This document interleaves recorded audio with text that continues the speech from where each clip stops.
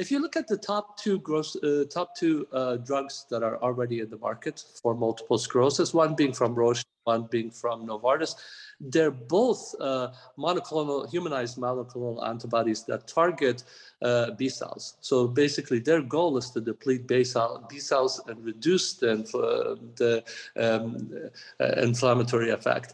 But they have long-term impacts in the immune system by depleting. And I know there's significant side effects noted at the time of the infusion, but also long-term side effects. It does impact the maturation cycle of T cells, etc. So they do have quite a bit of significant side effects. The way that we see and what we've seen in our limited clinical trial is that with these tolerogenic fibroblasts or CybroCell, we don't see any side effects, or we haven't seen any side effects. Granted, our initial study was just a safety study with a primary outcome. The patients were monitored post-infusion for 4 hours, and then another safety for looking at CBC and blood chemistry at 8 weeks and 12-week period and 16-week period. We did not note any difference. We also know that in some studies that have indicated cardiac impact using stem cell therapies.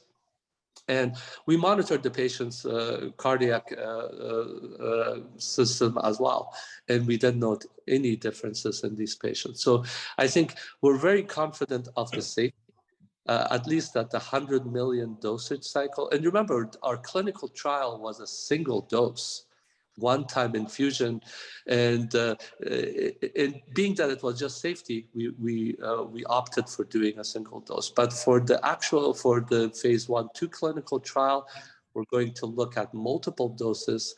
We're going to look at multiple concentration of cells to look for efficacy, and of course safety data as well. We're aiming for a staggered approach for the clinical trial. Our hope is to submit an IND this year, probably in the third quarter, and for a clinical study that might involve about between 80 to 90 patients.